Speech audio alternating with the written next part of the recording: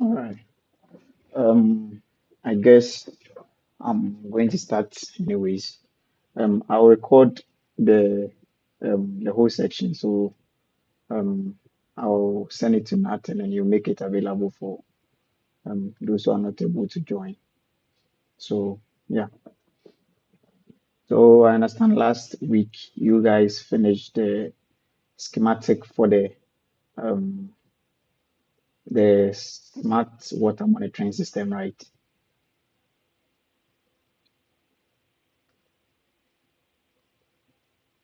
Okay, so um we'll get right into it. So what I'm going to do is I'm going to open my project. So you navigate to where you saved your project and then open water monitoring system. Um, yeah,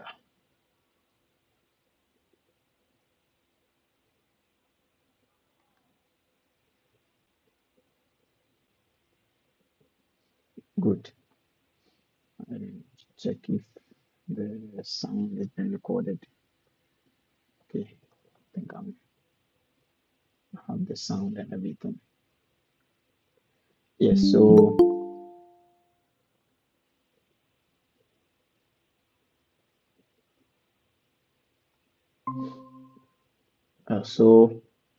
um,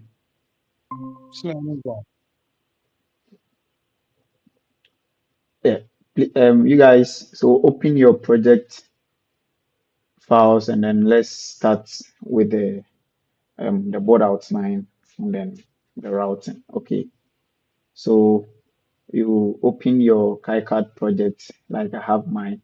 So this is the schematic you did. Let me open it real quick.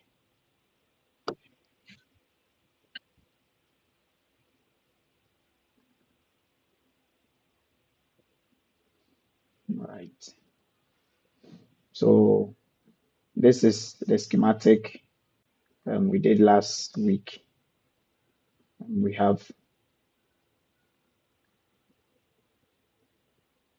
our barrel jack for power, some voltage regulators. We have our main ESP32 board. We have the ultrasonic sensors, the turbidity sensor, um, the pump connectors, and then we have some relay to control the pump. Okay, so what you are going to do today is we are going straight to the board outline. So I hope last week you guys added footprint to all the components in the schematic, right? So Nat sent me this. He has all the footprints assigned to the component. Please, if you don't have that done, you can alert me. I will go through it very quickly and then we proceed. Right. But then if you have that done already, then I'll just go straight into um, the PCB. So to start with your PCB and then the tracing, you come here, this part. So you see this green icon here, switch to PCB editor. So you click on it, a different window will open for you. That is where we are coming to do our PCB. Yes, Martin. I have a quick question about All the right. schematic. I forgot to Okay. ask this last week. So All right. I went through the ESP32 data sheet a bit, and I've come to realize that so to enter into the boot mode and the download mode, people use buttons. All But right. for most of the workshops we've done, most of you use like jumpers. Yes. Is it a design choice that you people already have, and why specifically the jumper? Okay. So what's the push buttons basically that is you click the push button. Sometimes you see for our design like this, we have hooked the enable to ground with some no, we have hooked it to 5 volts. So it is pulled up right now. So if you want to maybe enter boot mode, you have to click on a button. So what happens is when you click the button, this side is short circuited, right? Yeah. Yes. So when you click the button, this side will be short circuited, and then you pull it to the ground. You pull it what low, right? Yeah. So Yeah. instead of using the button, we are just using a jumper wire to make that connection. Okay. Oh, okay. So you can use the jumper wires, you can use the buttons too as well. So you can use any of So them. sorry. So in case you guys manufacture the board, then what do you guys do? Like, is that you then solder a button onto the jumper Okay. pad?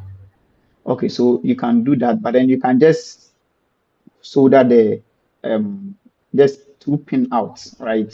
Oh, So you okay. just put just two female headers out there. So if you want to Uh, enter a certain boot mode, you just connect the jumper Connect it. wires. Oh, Yes, you okay. just Okay. connect it to Okay. just make the connection. Okay. Yeah. Yeah, That makes so sense. That makes sense. yeah. That makes sense. Is there any other question? No. All right, so let's go back to our board. So when you open the board window fresh, there's nothing here. So you come to this button right here, update PCB from schematic, or you press the F8 key on your keyboard. So you just click. When you click, um, a window will open for you to check if all your design rules and everything is correct. You did, I think the last time Nat finished with you, you ran a design rule check to see if everything is in place. So here I have my window here right now. Um, I don't have any errors. I don't have any warnings. So I'm good to go. If that is the case for you, then you can click update PCB and then you close. Now you see that we have the components scattered around like that. Yes, we have our components there. So for now, I'm just going to put them outside the sheet here and then right. Now I will arrange them however I want. So here we want the board to be a bit simple and smaller. We don't want to scatter the components just like that. And then one thing you have to understand is that you can't just put the components anywhere. For example, the capacitors, the bypass capacitors, you have to put it close to their components. So we will do that in a short time. So first of all, I'll put the big component. So my ESP32, you click on it, you press M to move, and then bring it here, and you click escape. So now my ESP32 is in place. Then my relay move, let me put it right here.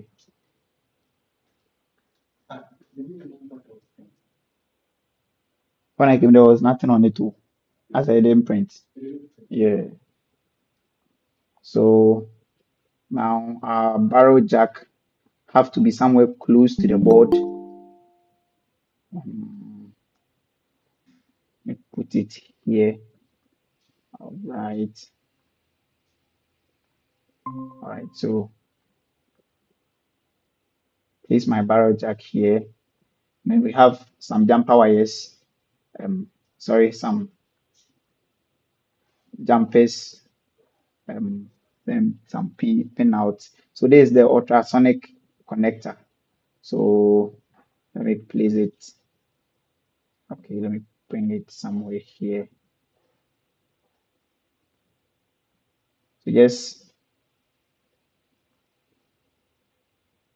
all right. Then we have this. This is voltage regulator. Let me put it here. Then okay, put it this one to here. These are two voltage regulators. Then we'll hold on with the capacitors for now. Okay, so the diode has to do with the relay, so you put it close to the relay. All right, let me put it somewhere here. All right, I hope you guys are following. Yes. All right, so and then we have UART connector. Remove it. Um, where should we put this? Let me put it close to the. Okay, so UART have the RSTX connecting to the ESP32, so I put it somewhere close to the board here. All right.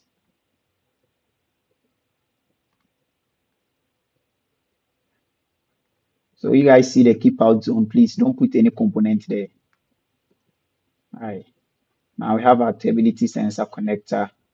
So we remove it. And then, yeah, I think I'm going to put it close to this. And then we have the resistor. So for the resistors, it doesn't have to be close to the component, but for our routing sake, we want the routing to be easy as possible. So we hold on to them for now, and then we place them close to the components. Okay.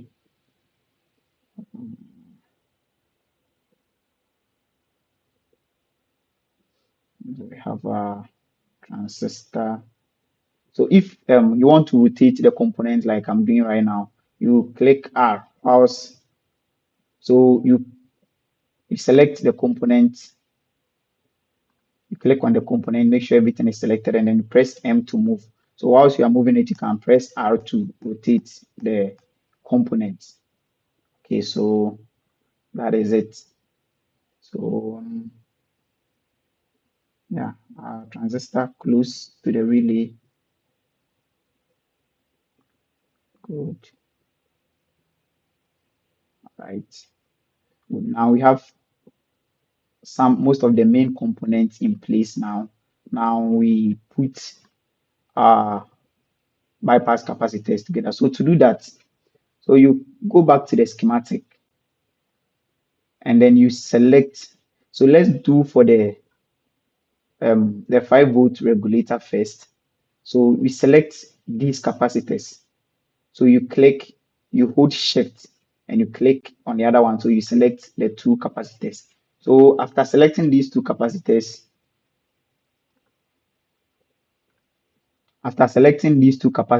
you go back to the board. You see that the selected capacitors in the schematics have been highlighted here. So you just have to press M to move them. You move them to the 5-volt regulator. The 5-volt regulator. So it's this one. So we have the output input capacitor and then the output capacitor. So because of the size of our capacitors, we have to make small room here. Oh, okay.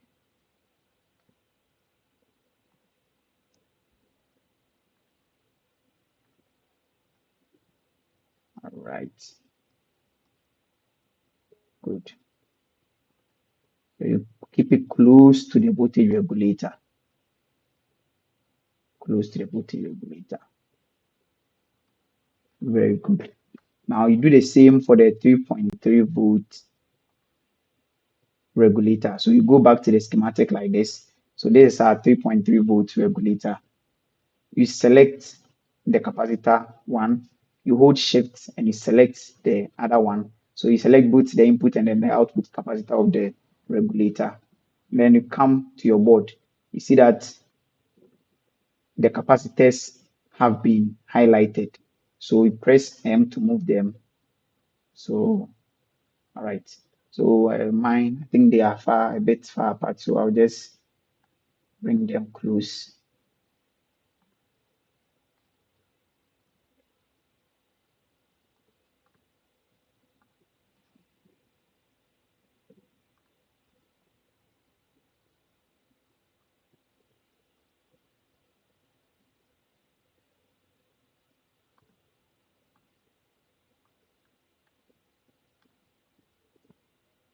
All right, so I have my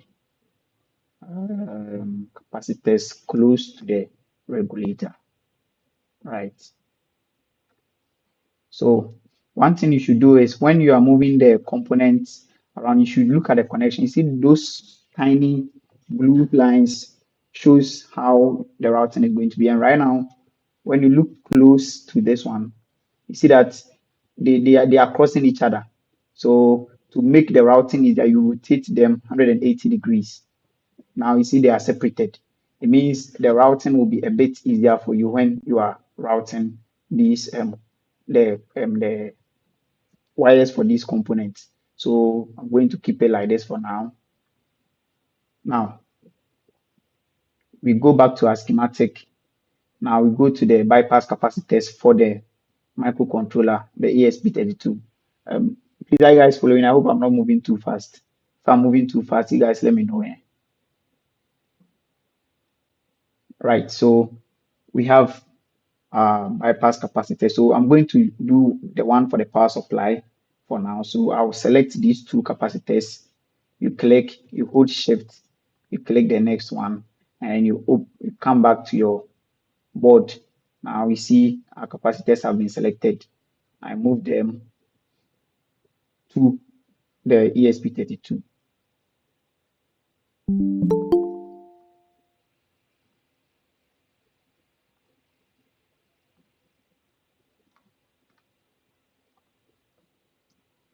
Good. So you see, when you zoom in on the ESP32 footprint, you see the first pin here is the ground pin, and then the next pin is 3.3 volts. And when we come to the schematic, 3.3 volt, that is our VDD, is connected to the two capacitors. So they have to be close to this pin so that when we are routing, we will not suffer. So you bring them close to the board, then move this one to close to the board as well. So let me put this here. Right. Now we go back to our schematic. Now we have to do for the capacitors hooked to the enable pin. So we select them, then go to the board. I see they are highlighted. So you hit M to move them around. So hit M to move them around. Because they are a bit far apart, I will just click and then move them close. Right.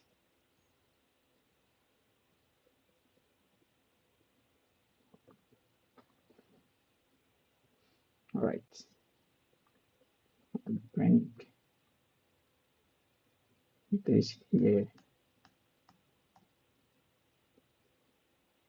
So I don't know, can someone explain to me why you guys choose the big component?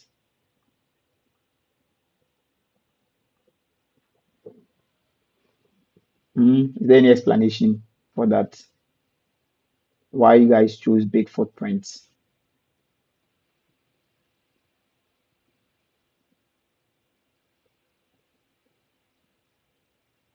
All right, then we will move.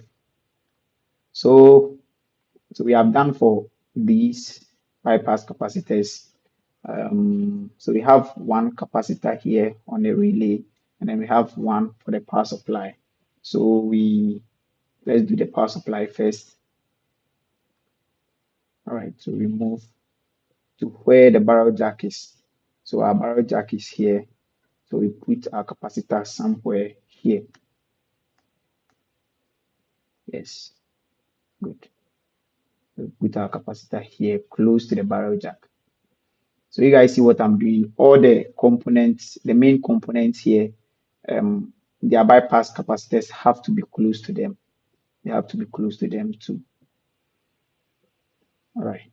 So next one you have to do is this capacitor, the one for the relay. the one for the relay. So we click on it, we come to the board. Now I see that it's highlighted here, C6. I press M and then I move it close to where the relay is. So I'll put it somewhere here. Good. Good.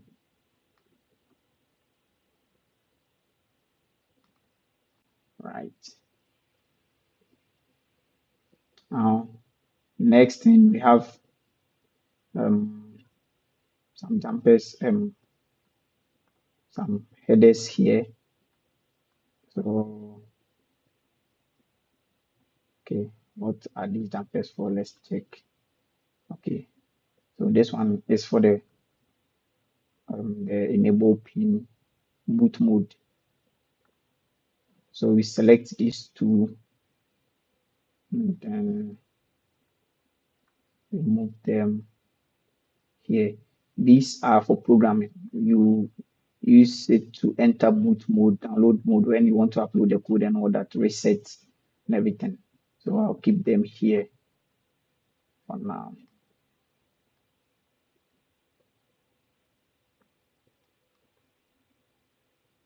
We keep them here for now.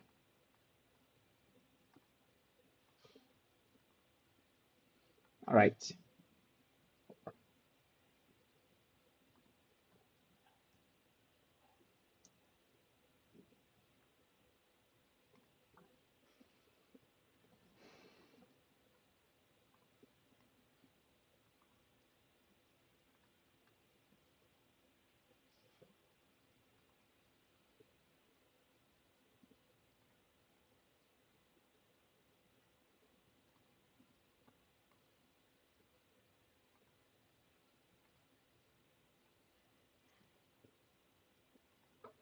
Right. So now we have to deal with these resistors. And I think we have one more 2x1 header pin for the pump. So let's see. We see that the pump is connected to, so we have pump power. It's connected to the relay. Yes, it's connected to pin 3 of the relay. So in order to not suffer too much when routing, we keep it close to where the relay is. So we move it close to where the relay is. You see that it's connected here. So let's keep our pump power here. Okay, and let me rotate this. Good. Now the resistors. We have a number of resistors. So first is the one that is connected to this transistor here. We select this, we go, and then now it's highlighted. You press M to move it to where the capacitor is. All right, so let me put it somewhere here. And then it's also connected to somewhere on the ESP32. It's connected to the core pin. So it's connected to the GPIO32, that is pin 8 on the ESP32. So let's see if we can make our work a little bit easier. All right, so I'll keep it here rather. Yeah, keep it here. And then we go back to the schematic. We look for the resistors. Okay, so for the ultrasonic sensor, we have this voltage divider here. So let's select both resistors. Then switch back to the PCB editor. Then remove them. All right, so yeah, this is good. We keep them just close to the ultrasonic sensor connector. Good.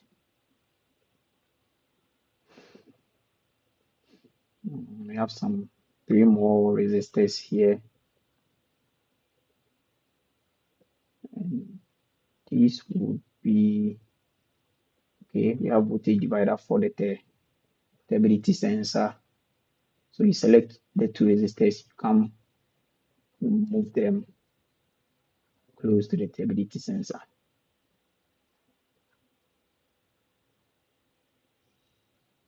Good. Then we have our last resistor here. And I'm guessing this is the one, the 10K resistor for the enable pin. And we'll move it close to where that also is. Let me put it here. Now, good. So my board layout is looking okay now. I want my board to be a bit smaller, so I'll just move it around, just move stuff around and then get a very nice small board.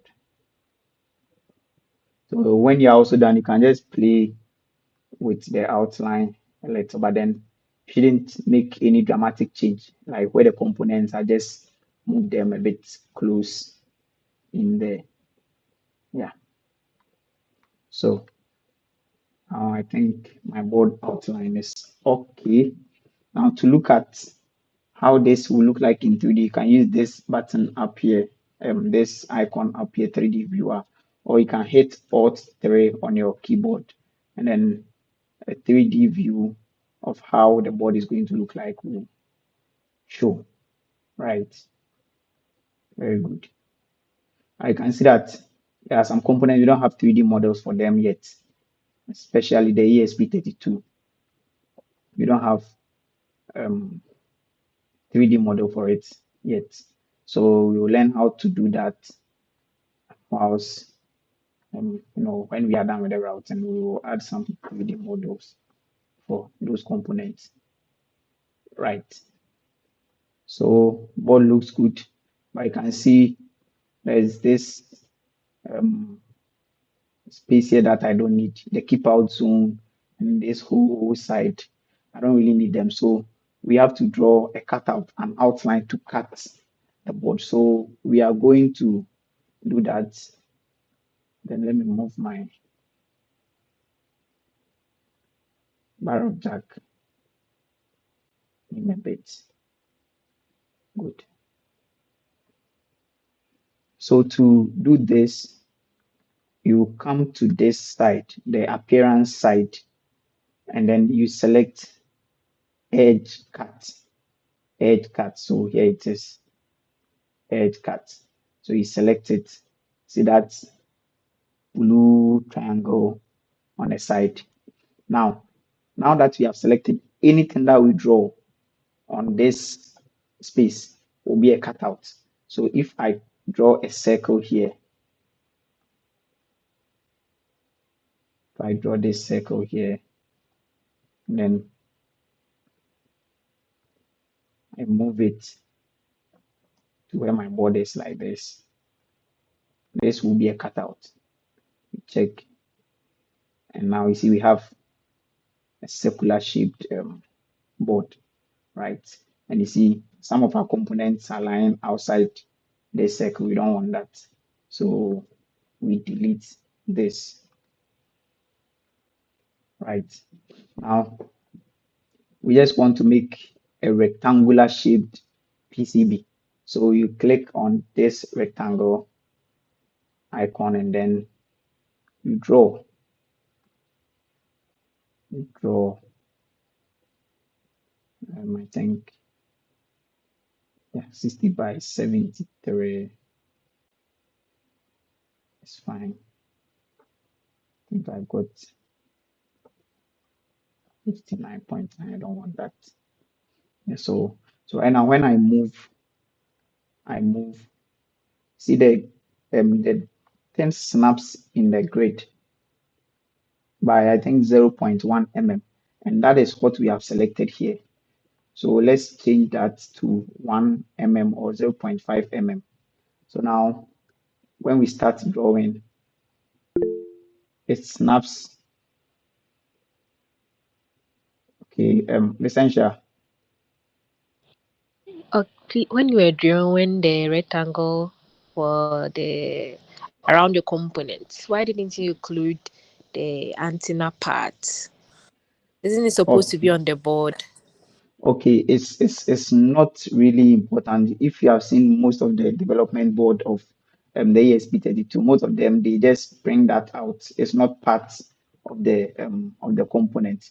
So you don't have to put any components there, but then you can just leave it outside um, the main board. So the antenna part, you just keep it out of your board most of the time. So you don't want the side to be part of your board. So mostly it's that those with a PCB antenna, they put the chip on the edge or close to the edge um, of the PCB so that they come out. So ESP32 development board, ESP32S3 development board, all of them they have their the PCB antennas outside the board. So yeah, we don't want them on the board. Okay, so now you have selected your grid size to 0.5 mm. So let's draw edge cut. Start from here, and I see it snaps to the grid like 0.5 right now. Let's do 70.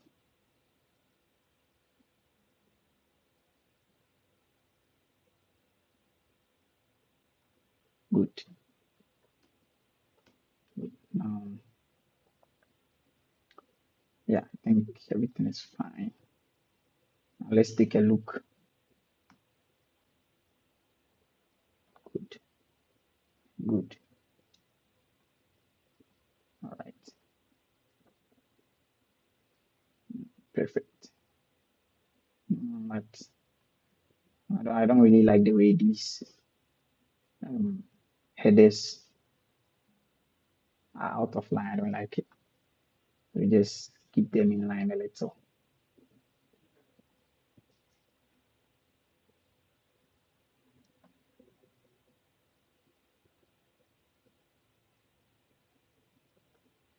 But are you guys doing the thing at all? I'll ask someone to share his screen right now.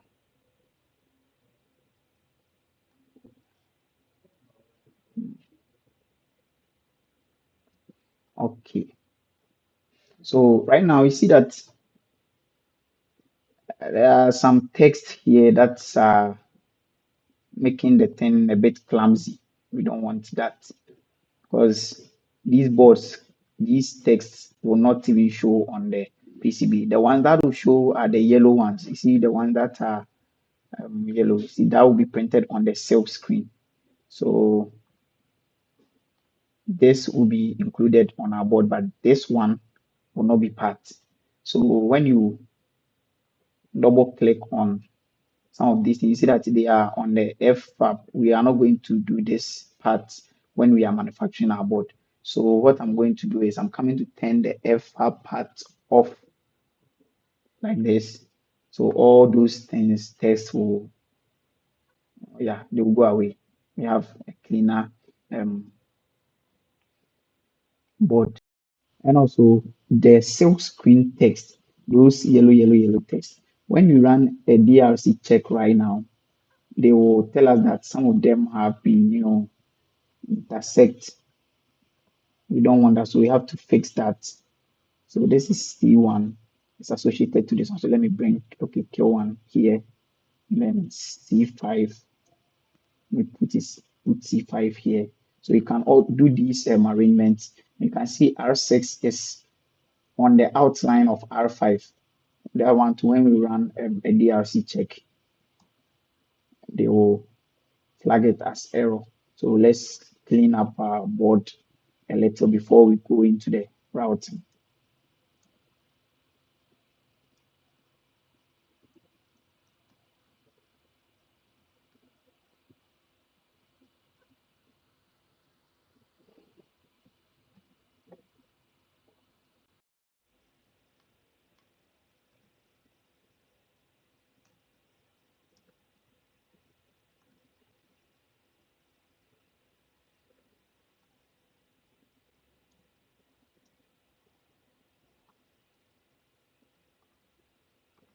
All right.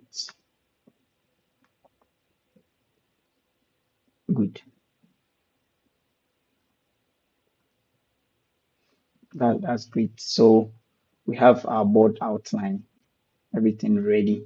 So now, how many layers are we going to design? We are designing 4 layers. How do we set that up?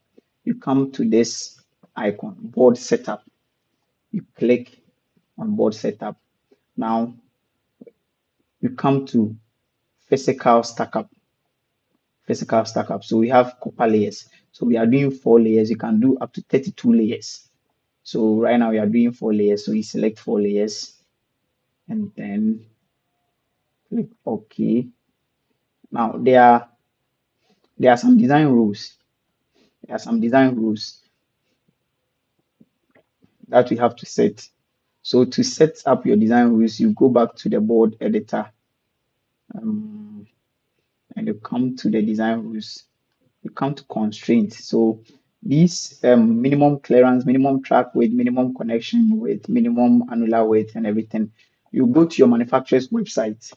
They have this their manufacturing capabilities there, and then you set your via diameter, the size, your copper hole, the size, and everything. So you set your rules here. Anytime you violate any of these rules in your design, it will be flagged as an error so that you go and fix it. Okay. But then for now, we are leaving everything here as default. DLC PCB can handle all the size PCB, and then we come to the predefined size. This is where you yourself you set your track size, your VR size, and everything. So we will do some few ones custom size in the net classes.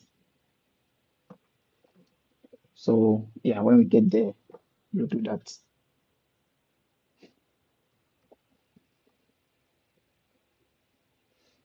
All right. So great. Now we have our 4 layer board set up. So when we change the layers, when we come here, we see the layers, we see the front copper, the inner copper 1, then inner copper 2, then we have the back copper, and then we have our edge cut, and then we have our sail screen, front scale screen, and then back sail screen. Now, I also want this waist, this front sail screen, blah blah blah to go away. If you want to do that, you can turn off the silk screen. When you do that, they will all go away. You see, the yellow parts of your design will just go away. But then let's keep it like this for now. Now, for some of the track that you are going to, the track size that you are going to route, they can't be like the same. The signal tracks have to be a bit different from the power tracks. The power tracks have to be, a bit bigger than the normal signal tracks. So let's see how to set up those size and then use them in our routing. So we come to the net classes. So we have a lot of net classes. Have a lot of them. We have just one default net class. So when you click on this settings icon like a spanner icon here, configure net classes,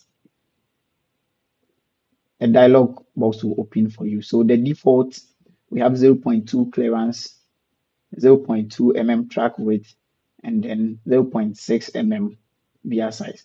Now, looking at the size of our components, they are quite big. So the track size, the track width, I'm going to change it to 0.3, 0.3, right? Right, let me come back. So you change it to 0.3. Now I want to add another class, and then I'm going to name this power.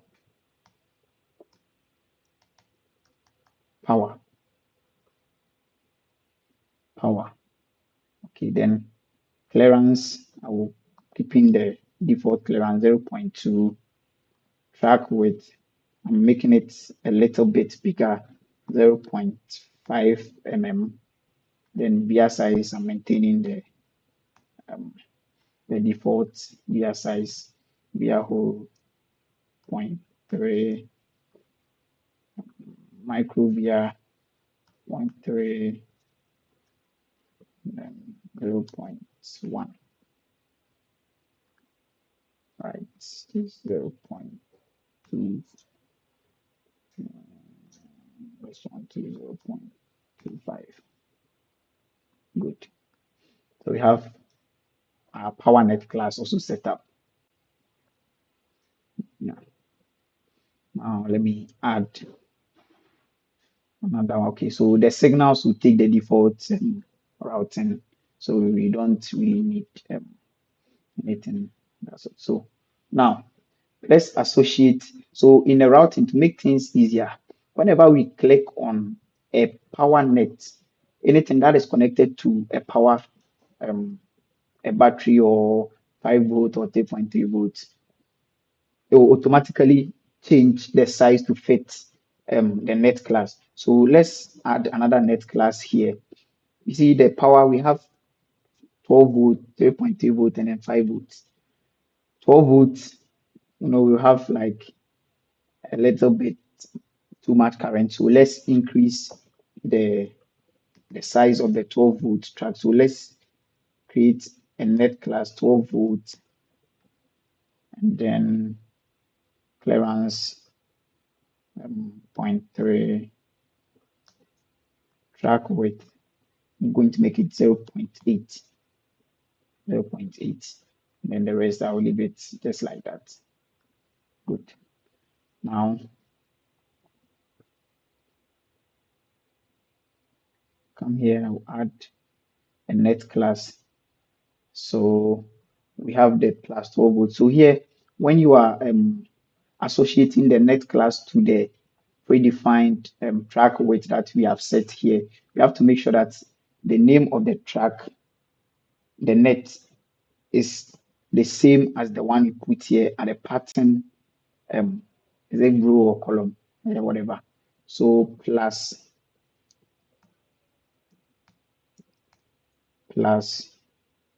12 volts.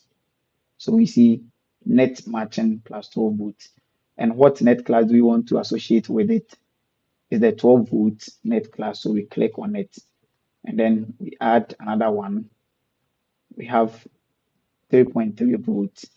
So 3 plus 3.3 volts, 3.3 volts. Now we don't want the default net. We want the power net for this one. Good. Then we add another one plus 5 volts. So plus 5 volts. Type it exactly as it is here. And then what net class do you want to associate with it? Power. Right. The rest, we are going to use the default one, the default net class for those ones. So I think we can keep them as they are for now. We click on OK for them to be saved. Now,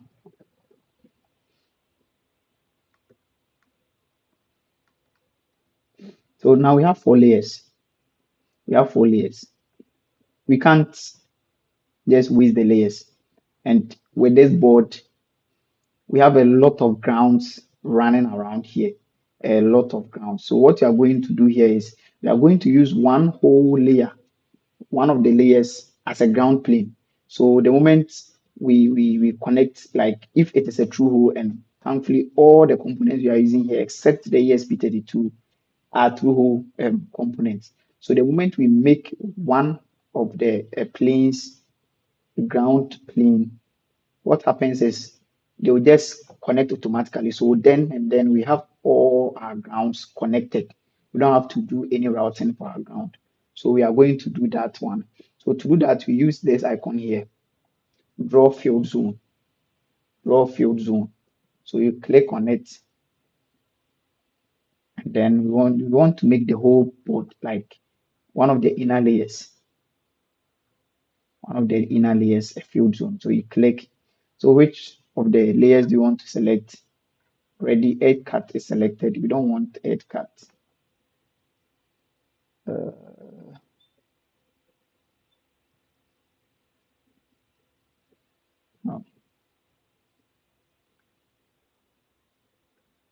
me select the zone, the inner copper one zone, and then let me right. So here we are going to use if you select any other layer, it will make that layer to ground zone. We don't want that. So we select one of the inner layers. For now, we are using the first inner layer, the green one, as our ground plane. So we click, oh, made a mistake. Let me do it again. So I click, we select, and then which of the nets do we want to connect to that? We want to connect the ground net. So we associate it with the ground. So we click on this part connection solid, and then solid fill, I think clearance 0.5, minimum width 0.25. That is great.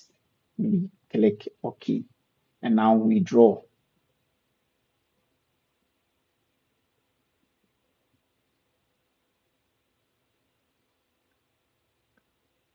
Oh, what is happening?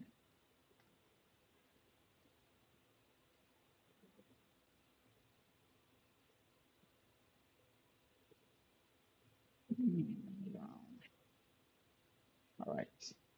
So now we draw. Why is it not snapping to the edge?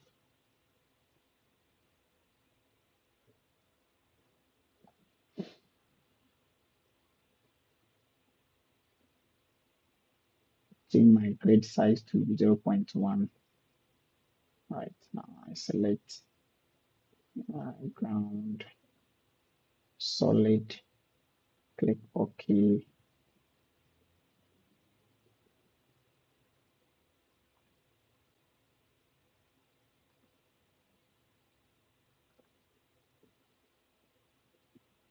What's going on?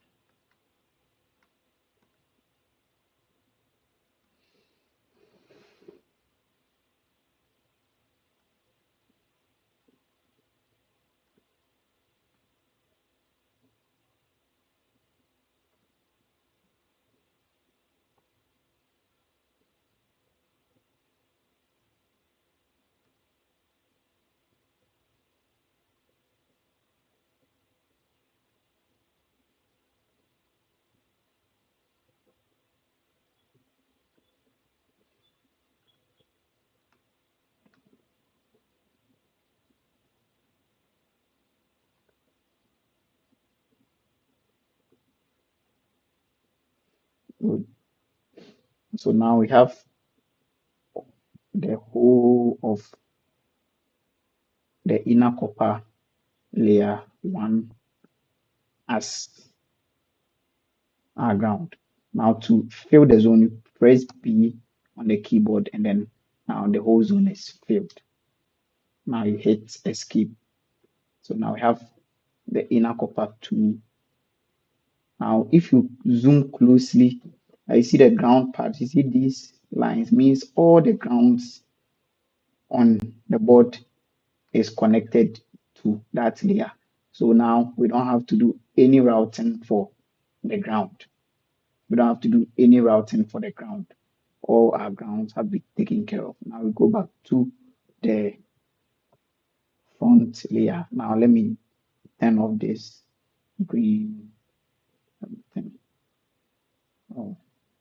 Now the next thing I'll do is to do my 12 volt routing. 12 volt routing.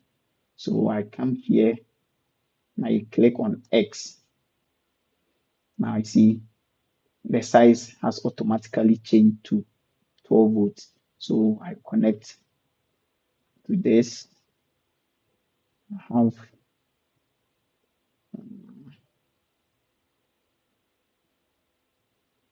this two as well here. I'll just pass here.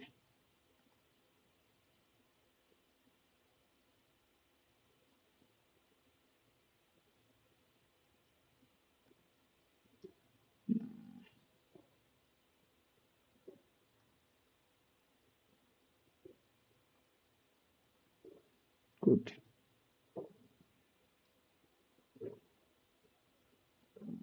still have some more.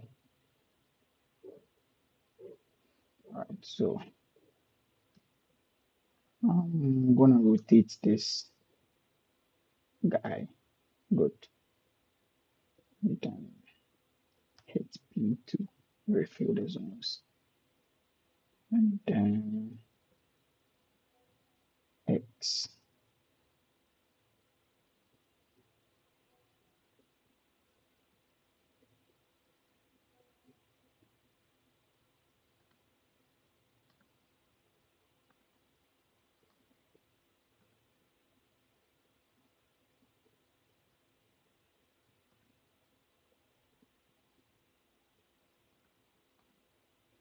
Great.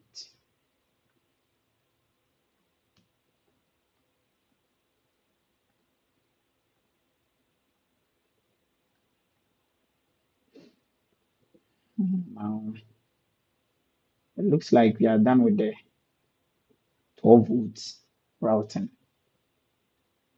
Good. Now let's move to the 5 volts. So we have our 5 volts here. Click on X. Boom. Now we have a small problem we have to deal with here. You see, we have this 12 volts line in the way, so we can't cross.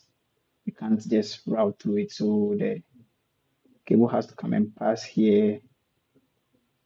And then I can pass here. Okay, great. Yeah, and we have that one to catered for. And then we have from here to here too as well. We have one more 12 volts routing to be done. So X. Yeah, so when we are done setting your net classes and everything, if you guys want me to go back through the net, setting up the net class and all that, I can do that.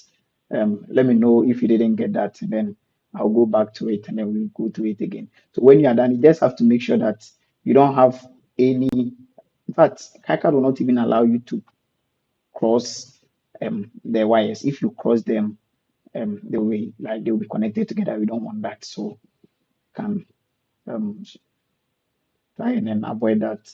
So you just have to know your way around the route and where to pass and all that. One thing you want to avoid like tracks that are very like too long and all that. You want to avoid that. Now, what having to be done? We have 12 volts connector here. I'll just route it to this side. Then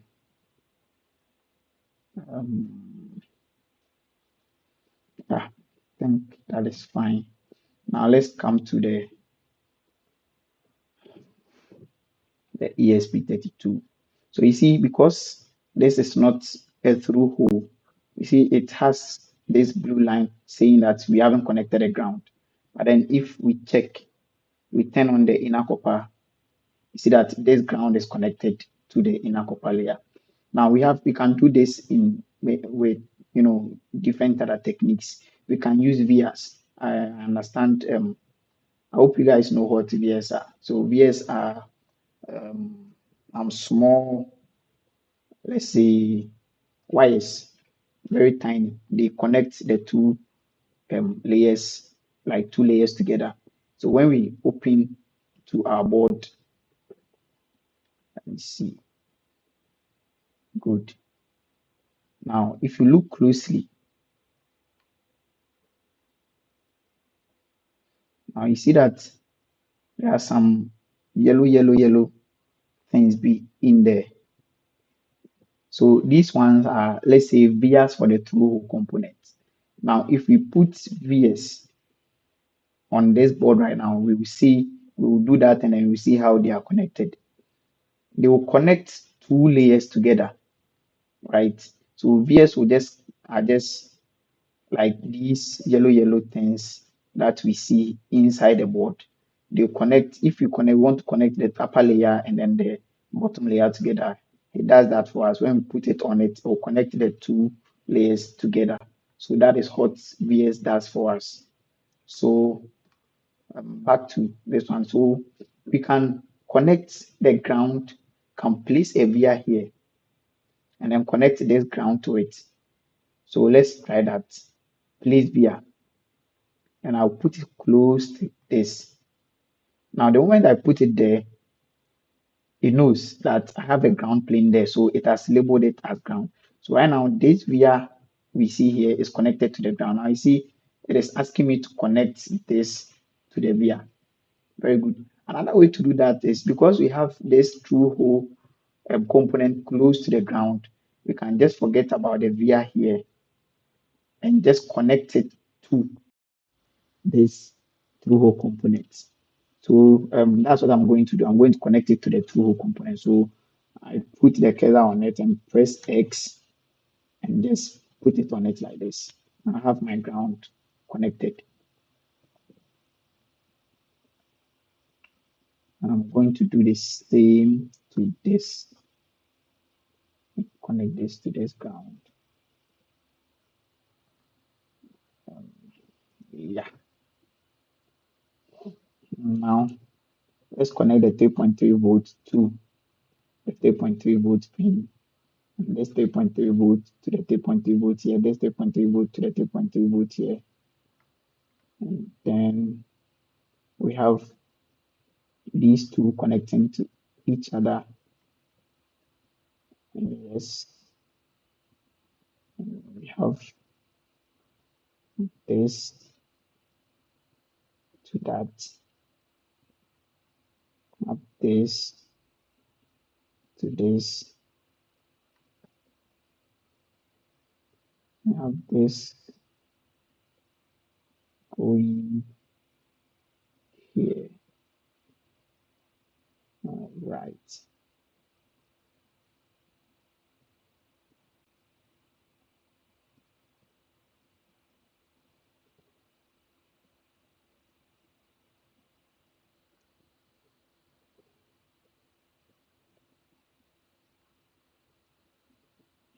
Okay.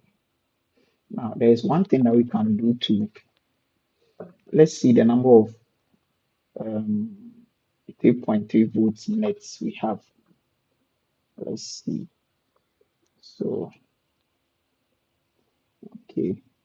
So the 3.3 volts nets are not that plenty, just 1, 2, 3, 4. So I think we can leave it like that and let's just route it. What I was coming to do, if see that we have a lot of 3.3 volts net to by route, we can make one plane a 3.3 volts and then they will just connect together. Right. Good. Now, yeah, so this now let's do the relay connections. So the pump X, you can here just connect to this, and then have this going to the resistor. This one coming here. Now we are blocked. So this is where we have to jump over, and we are going to do that with VS. So whilst you route, you just right click and then you place a through via. You put it on it. Put it here. So you click now. It flips. You see now everything, the parts have turned to blue. It has switched to the other side of the board, the bottom layer. So now we jump from the front layer and then we connect. Now this cable is not connected. They cross, but then they are not connected. One is on the top, one is on the bottom. And then how do we move? We moved with the via. Now we connect these together. Okay, so our relay side, I think everything is pretty much okay. Now let's do this.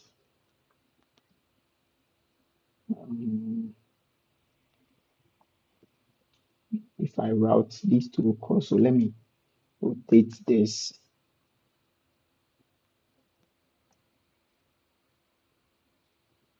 Now, when I rotated it and it messed up my field zone, so you don't have to panic. You just press B. It will redo the filling for you, and everything is okay. Yeah. Now this net is connected to the net here.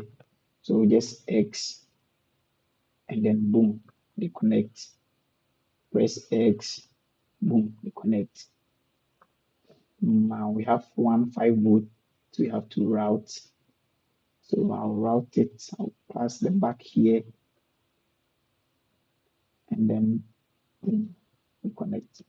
Now one thing you would want to avoid is a right angled route. So I would have to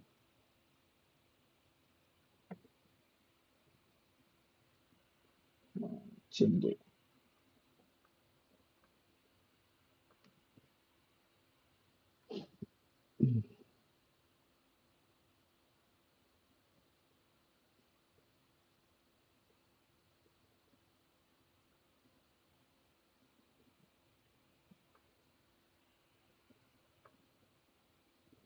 Now let's do this again.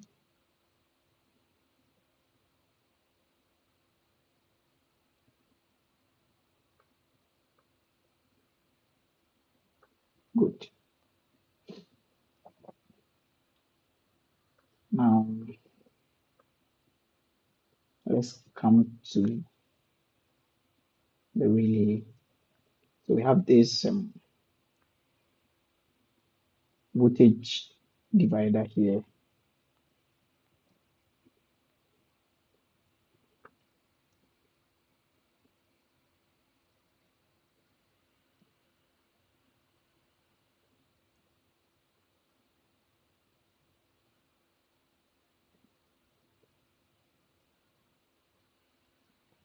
Nice.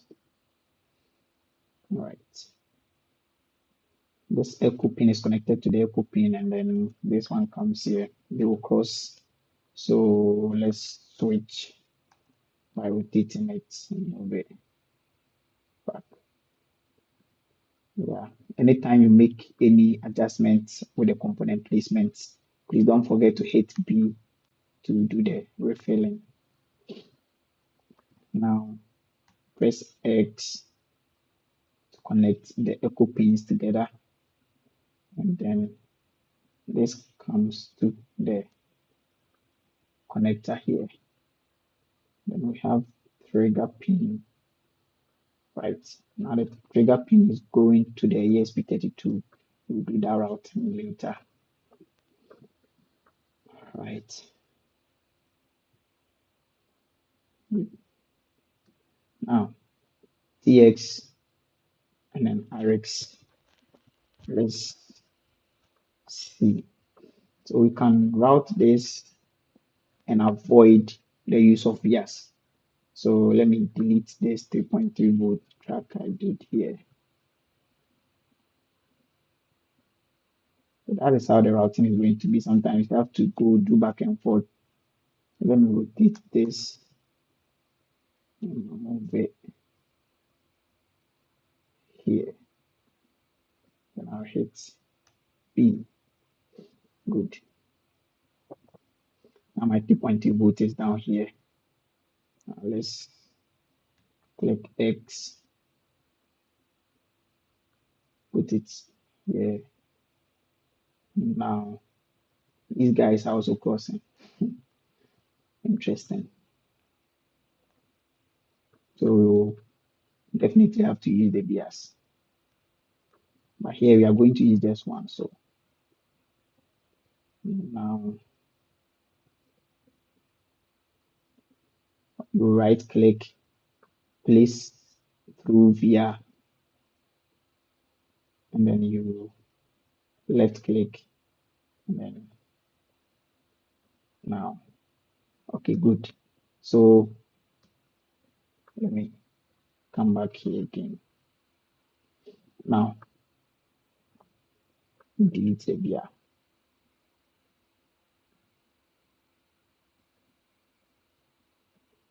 You see at this part, our ESP32 is an SMD component, surface mounted, it's not through hole, and it is on the top layer. So when we start the routing, we click X, and then we get to where we do the jumping, we right click, we place the through VR, we click again. Now we move to the bottom layer. Now when we get here, we have to jump back to the front layer again, right? And how do we do that? We use VR. So let me put the VR here, place through VR. Now I click. Now we are back to the top layer. Very good. So we use the two VRs. We jumped down to the bottom layer, and then this VR, we jumped back to the front layer, and then we did our connection. Nice. Now, what do we have to do next? The coil. We have the coil, we have the stability sensor connector, we have the echo, and then the trigger pin of that. So it looks like most of the connections you have to do has to do with the ESP32, but then there's this one here, 5 volts connector here that you have to connect. So let's do that now. I can't do this without using a VR from here, so I'm trying to use this side. I'll pass here.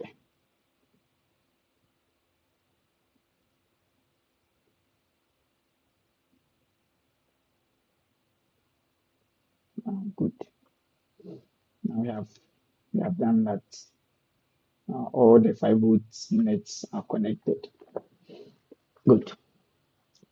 Now let's see the closest connections we have to do to the ESP32 first. We have this one here connecting to the part 3. Great. We got it done. We have this ground to we have to connect. And we don't have to do that. Just connect it here. Good.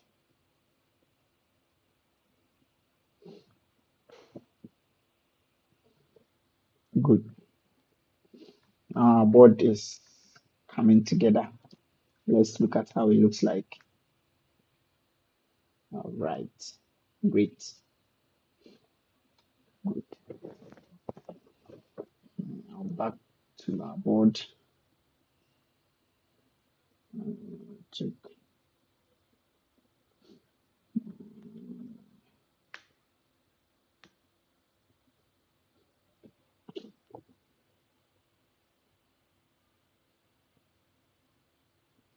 All right. All right, now let's finish our routing with these few connectors we have to add. Now, I'm switching to the bottom layer. So we come to the appearance, you switch to the bottom layer here, and then I'll connect the echo pin. So click X and move. Now because this is on the top layer, it doesn't really give me errors. So I just go straight.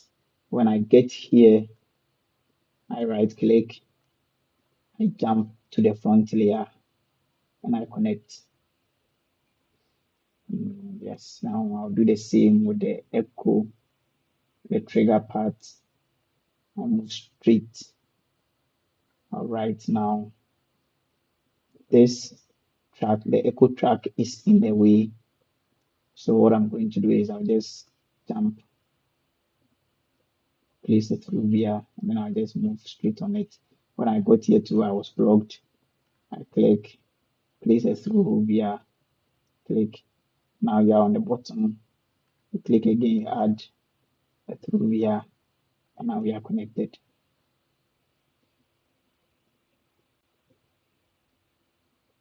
Good.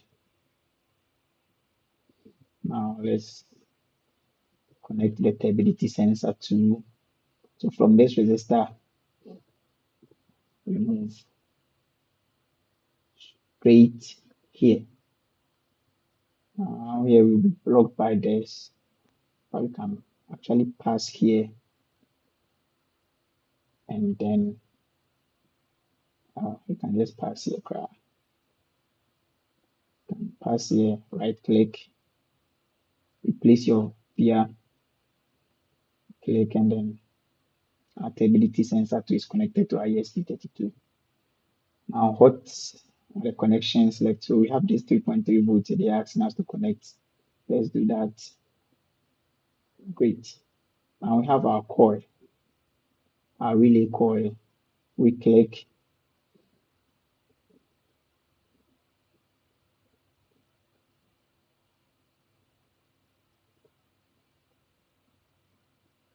All right. Let me shift this track. Good. Now I have a clear space for the coil. So let's click X. Now let's route. So anytime you are blocked, your path is blocked. That's not the end. You can use the via to just jump across and just move on. If you place the via at the wrong place, the design rule will not allow you to put it there. So good. Now we have one last thing to route. So we have this 3.3 volts. They are asking us to connect. Now this, oh crap. How do I do this?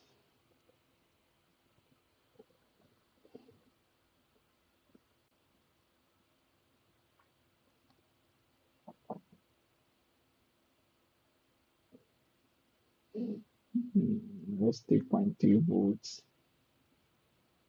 It's going to be a pain to route right now, but we'll figure it out. Good. So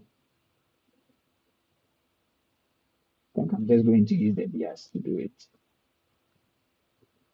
So now I'm blocked here. Let me add it through via.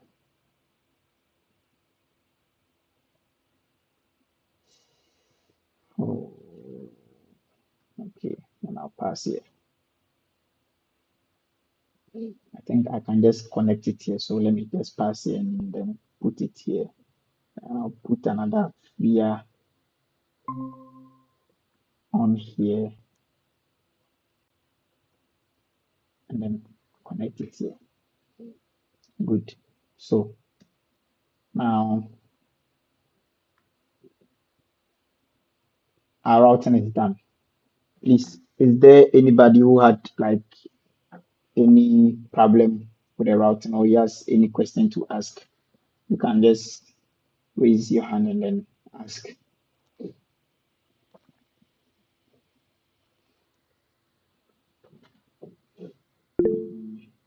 All right, Haruna, you can unmute yourself and speak. Sorry, I thought I was on mute. I'm asking why you use 4-layer board instead of 2-layer. Because looking at the routing you have done, you use only front and the back copper layer. You didn't use the inner copper and all that. Yes, so I used one of the inner layer as our ground plane. So you see this green thing you see here. It's one whole layer that is 7 as our ground plane. So when you zoom into one of the ground part, you see we have these green connectors connecting to the ground. So when we were routing, we didn't have any problem with the ground routing. So that's one of the advantages of routing with multiple layers. You can just use one layer as your ground. And when you come to a schematic and then you check the number of ground nets we have, you see we have a lot of ground nets. So you see all the pink colored parts are all ground. We have a lot on the schematic. So routing this would be a headache. So we just used one of the layers as our ground layer. We could have used the other layer, the inner copper layer too, the second inner layer as our 3.2 volt. But then I realized the 3.3 volts are not that plenty, so I decided to go with the routing. So we used one of the inner layers as our ground layers. Yeah, so that was it. Please, I also want to know, like, couldn't we have used the back upper layer to connect the ground, like connecting the ground to the back upper layer instead of the Or inner copper layer? we could have done that. We could have done that. But then for flexibility, you see, when we were using the back layer, some of the back layer to, do the routing for the SMD. Like you see these blue lines here are the back layer. So we used parts of the back layer as our routing um, to do the routing.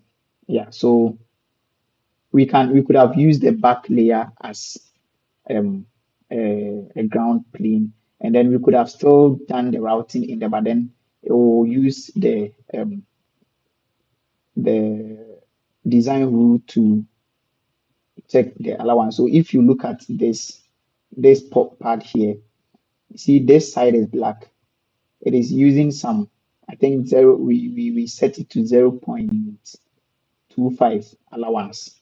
So any track that is drawn on that layer will have 0.25 allowance on it. So we could have used the back layer to do the routing and still use it as a ground plane, but then we just don't want to interfere our signal. So one full layer for ground, and then we are able to go. It makes the routing very easy.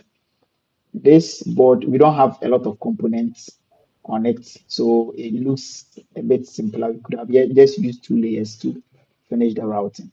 But then for learning sake, we know that when you are shipping board from DLC PCB, it would be a waste of money to just print two layers. You go for four layers for signal integrity, and printing four layer board from DLC PCB is, I think, is almost the same as printing two layer board. So it's best to make use of the other inner layers when you are designing. Okay. Okay. Thank you. All right. Thank you very much. I really appreciate it. All right. You're welcome. Is there any other question?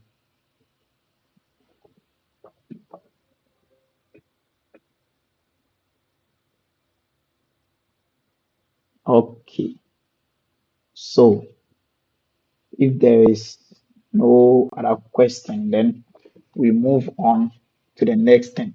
So you see, most of the time when we design our boards, we want to add some screws. We want to put them in a case and then add some screws. So we want to add some screw holes. And then the screw holes, you have to be mindful where you put them. Looking at our board, we have this close to the corner. So putting a screw hole here will not be practical for us. So we can move this closer to the board like this. And let me press B to refill my zones. Now I change the routing.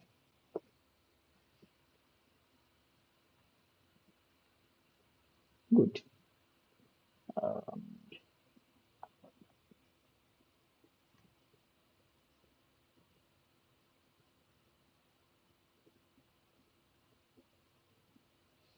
Good. Now I have space here for my screw holes. Now to do that, there are different ways of doing this. So I can say that I use edge cut. So you can select the edge cut again and then you draw a circle here, with a radius of 1.5. Most of the screws that we use is 3 diameter, so using 1.5 is fine. I see it's not snapping to the 1.5 radius, so let me come here and change this to 0.5, the grid size, 0.5, and then draw again. Good. I have 1.5. Now I don't have to draw it in. I can just select and Control D to duplicate. Then put it here and Control D.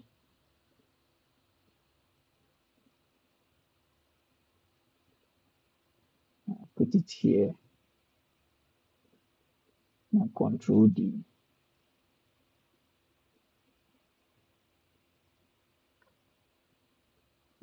And I put it here. Now click B.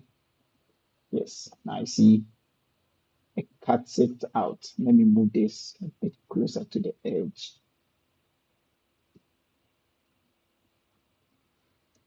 To move.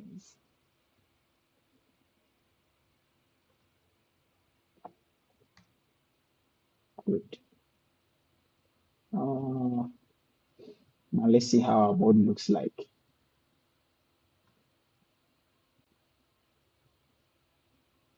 Good.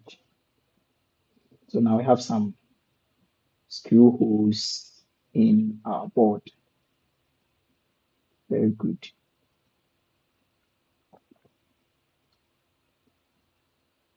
I mentioned that we don't have a footprint, sorry, a 3D model for our ESP32. So let's quickly get some for our ESP32. So let's open Chrome. All right. Now we come to SnapMagic. SnapEDA rather, snapeda.com.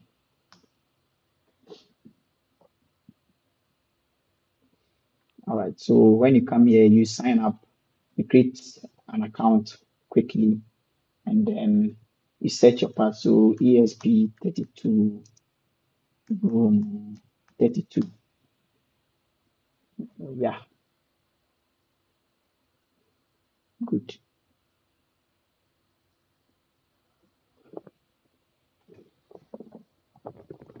So it looks like this is the part that we are using, this particular one here. And when you check, you see you have datasheet available, symbol available, footprint available, and then 3D model available. So let's click on that and then come to the 3D model, have a look. All right, so this is our chip and download 3D model. If you don't have an account, you'll be asked to sign up. I have an account already, so I'll quickly log in and then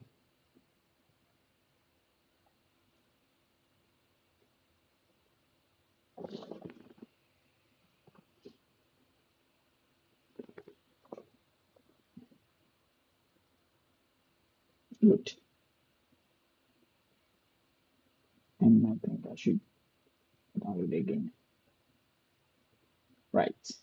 Now my model is downloaded. It should be .step or .stp, like the file extension. Now I come back to KiCad, board editor.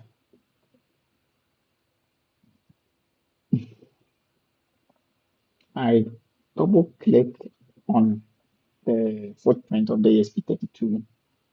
I come here to 3D models. I don't have any 3D models. Come to this plus sign, add path. So you come here, click on this small folder icon here, and then you navigate to where you saved your file. So I'm sure it is up here. Good. ESP32, 32E. I double click and then it is here. It is here. Now I see it's rotated in there. So we just come to the rotation and rotate it on the X axis. Good. Now it is on this one, the board. But you see the parts are not aligned. So you come here, I think it's the Y axis. Yes, so you just move it, make sure that everything is aligned. Now you see that all the pad is aligned. Yeah. So if it is standing, you use the rotate to rotate it around until it lies flat on your board. And if you see that the pads are not aligned properly on the board, you use the offset to move it around. So the wires also move it up and down. Z move it up. You see that it is lifting it from the board. So let me bring it back to zero. Very good. Now when I click on OK, now we have our board on it. So Alt, Alt plus 3. Now we see that we have our board here on our PCB. So this is how our board is going to look like when we print it. So let me, good. So this is how our board is going to look like when it comes from DLC PCB. And then we will put our SMD component. The only SMD component we have here is the ESP32 model. And then we have our through-hole models to the other components. We will solder them on just like that. Now, our water monitoring system is ready. So what we are going to do is we will design a case that is not part of the hardware training. We will see if when we are done with the PCB training, we will move to like designing enclosure for our project. So we'll use the products that we have designed. We'll use them and then create a 3D models for them. Yes. So this is our final board, and yes, I think we are done. Please, is there any other question?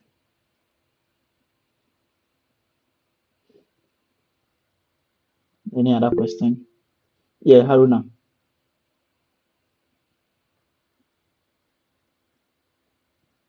Haruna, you can unmute yourself and talk. Okay, so I'm asking about the voltage regulators. There All are right. two voltage regulators, 5 volts and then the 3 volts. I don't The know whether they 3.3 are all volt. for the ESP or the reason why they are two. I want to know why. All right. So let's go to our schematic. So this is our power supply. We are using a barrel jack. So the barrel jack is supplying us with 12 volts, right? Supplying us with 12 volts. Now, the 12 volts, some of the sensors we are using require 5 volts to power them up, the ultrasonic sensor and the stability sensor. Okay, so we use the the 5 volt voltage regulator, which is this one, the LM7805TO220. This one to regulate the data from 12 volts to 5 volts. So it will step the voltage down from 12 volts to 5 volts. And then we will give it to these ones, the stability sensor and then the ultrasonic sensor. Then also, I think the relay too needs 5 volts to power. Yes, so we use it to power the 5 volts. Also, the chips, the main chip we have, the ESP32 chip, you can't power it with 5 volts, you destroy it. So we need another 3.3 volt regulator, which is this one, the LD1117. So that one too also take the 12 volts, step it down to 3.3 volts, and then it will supply it to the ESP32. Right. Now, one thing, you see this ultrasonic sensor and then the stability sensor, we have some voltage regulator here. Now, you see the stability sensor, it has a pin that is connected to the ESP32. Now, if we just connect this pin here, we just take it from here without the voltage divider, it is going to give us 5 volts output, which will damage our board. So we use the voltage divider here to give it to the our ESP32. So that is why we are using, yeah, your question. So that's why we are using two voltage regulators, one to supply power to the sensors that require 5 volts, and then one to supply power to our chip and other things that require 3.3 volts. I hope your question is answered. Okay. Yes, All please. right. It's clear now. Thank you very All much. right. All right. All right. So I recorded this section. I'll give it to Nat and then he'll put it on the his YouTube channel. That if you want to go back and then do revision, want to watch the video again, you can do that. So in roughly an hour and 30 minutes, we've been able to route our board. Honestly, some boards can take days to route. Honestly, take you sit on one board and then it'll stress you out. But then if you know what you are doing, you put your components like at the right, position. Like you position your components very well on your board. Trust me, the routing is not going to be a bit of a problem for you at all. You are going to um, just like we did the routing. It was simple and then easy. Now, before we go, let's inspect if we did everything right. Let's check if everything on our board is right. So here we come to inspect and you check design rules. So design rule checker, I click and then you run DRC. You run DRC. Good. Now we have 12 errors, 4 warnings. 12 errors, 4 warnings. Now, one of the errors, in fact, all the errors. So the ES232 chip, the board KiCad is looking at it as, there's parts. Let me show you the 3D model again.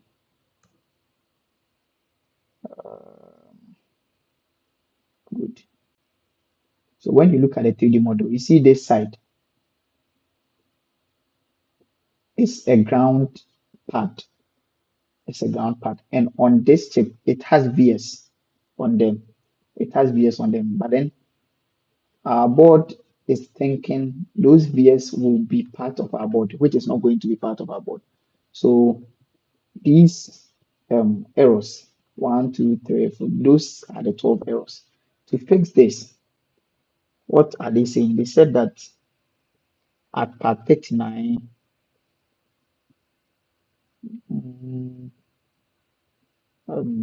okay. So they said hole size out of range, post setup constraints, hole is 0.3 but then the actual So these parts on the ESP32 chip that you are going to use in our design, the holes they use there is 0.2 but on our design rule, we set it to 0.3. So that is why we are getting these errors. So we can close this and come back to our design rule. So constraints. So minimum through hole, let's make it 0.2. Now you have to do this before no after designing your board. If you do this 0.2 if your manufacturer cannot print this, you are going to have a problem. So already you have used 0.3 for our design, and that is done. So when I click OK and I come back to inspect, run DRC, now all the errors are gone. We are left with just 4 warnings. Warnings, you can just overlook them. They are not a problem, but then let's see how we fix them. So they said save screen overlap, save screen clip by board edge, save screen clip by board edge, and then we have another one. Via is not connected or connected to only one layer. So that is the TX. Okay, so this.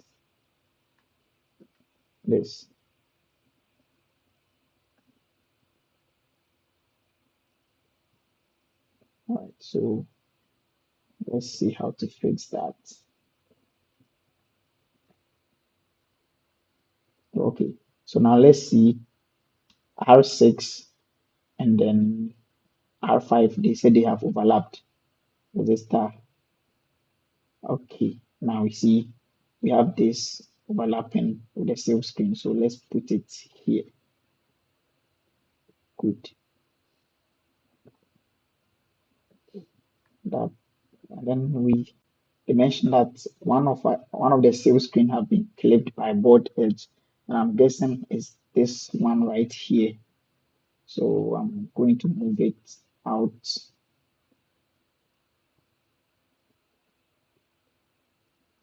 Let me put it here. Right. Okay. All right. Okay. Then we have this still screen clip by board edge. Honestly, this one, we can just overlook this one and then fix this.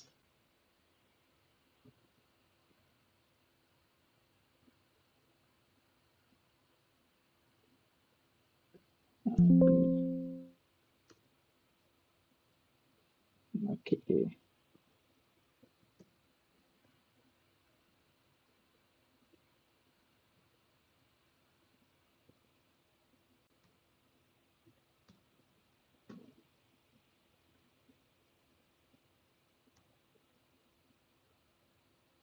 All right. And let's come back and then inspect. And I'm expecting just one warning. All right. So we have two warnings. So this one is out. Okay. Still screen clip by edge of the one of U1. So that is still the ESP32. So this side, which we can ignore this one. Now our board is done. Everything looks good now. So we can save Control S. Now we have to, if we want to get our board manufactured and all that, you have to generate the fabrication files. So to do that, we come to File, Fabrication Outputs, and then you come to Gearbest. So you click Gearbest, you have this open. So first, where you are going to keep it, so the directory you are going to keep it in. So we are going to use the default directory. So first, let me generate drill files. Then I'm going to keep um, the drill files. I think Geba X2. Yeah. Then I'll just generate, and then for the Gebers to plot. Now we'll have our fabrication files generated. Now I can Control S and save my board and close this. Also close my schematic. Now we go to your project. You see now we have all our fabrication outputs here. I want to put them in one folder. So create a new folder here, name it as Gearbest. Then I'll just copy all the files, Control X, and put them here. Good. Now I just create a zip file.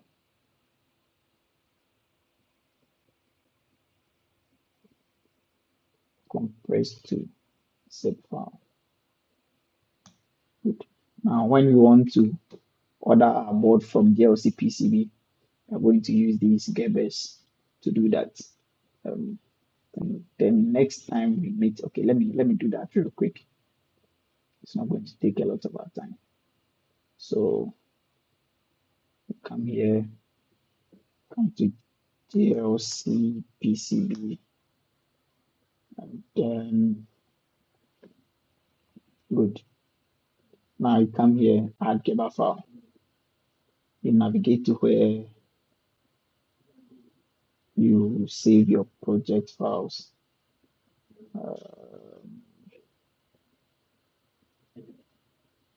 All right, I select Gearbest and then open. Everything will be uploaded to JLC PCB, and then they will give us a quote how much it's going to cost and everything, and then we ship your board.